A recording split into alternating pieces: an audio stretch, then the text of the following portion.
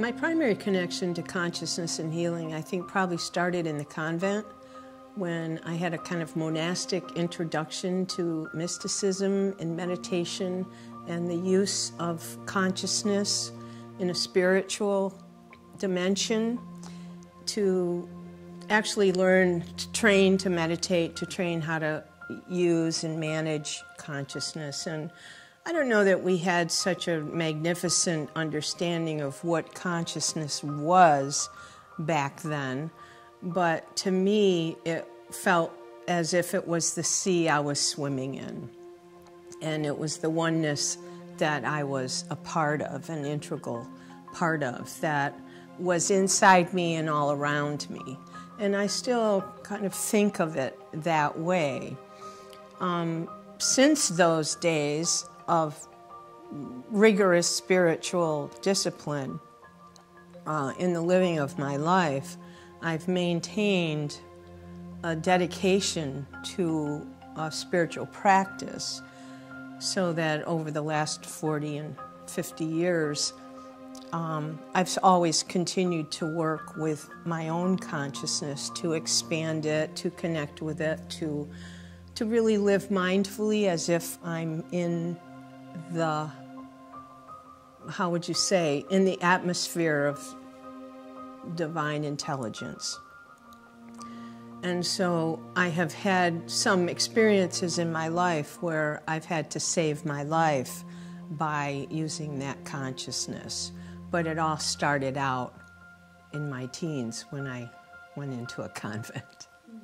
I had an accident about 10 years ago, a car accident where I was thrown into a field and my car landed on top of me, and I was impaled to the ground underneath the muffler, and this was in Death Valley in August, so it was already hot, but I got third-degree burns over my entire back, and my hip was burnt away.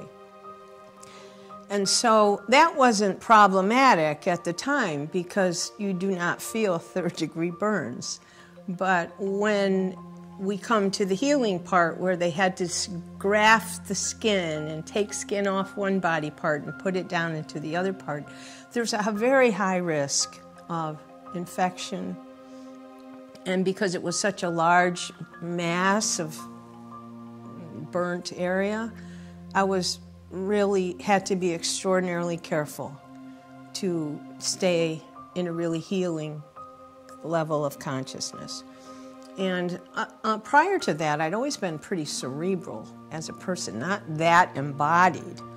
But when that happened and I was home from my surgery, and I knew that it was more up to me than anyone else to see to it that that healing continued and stayed intact, and that I moved just right and even thought just right.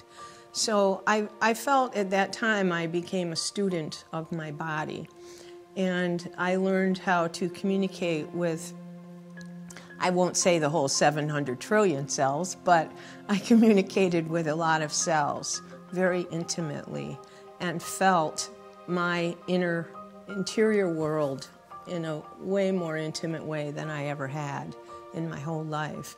And that was, I think, mind speaking to body, mind loving body, and body in a dance with mind or consciousness.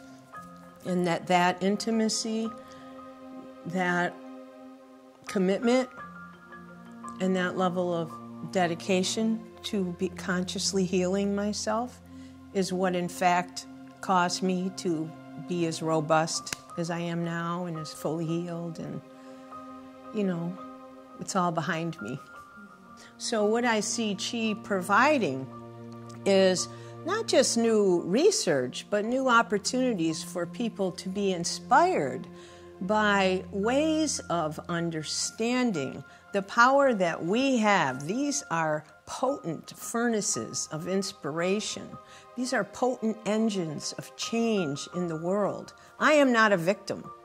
What I envision for humanity is finally, once and for all, an equalization of the masculine and the feminine.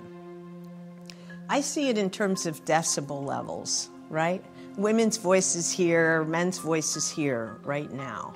And so I strive to get women's voices balanced with men's voices so that the power balance is right. I think once we get the balance right, then the values will line up right. And so there won't be more war, there won't be more hunger. Every child will be educated because the feminine values will be matching the masculine values. So I don't see a world where there would be no value in having women have more power than men. There's value in balance, that yin-yang. So that's what I'm hoping for. And I hope for the same thing with science and spirit, right? I'm more a mystic than a scientist, but my mystic knowing matches your scientific knowing. I'm never surprised by science because I always knew it all along, right? So for me, the future that I see us moving toward is a future where science and spirituality have equal power, and the masculine and the feminine have equal power. And because of that equality, the balance of the world is finally put into place.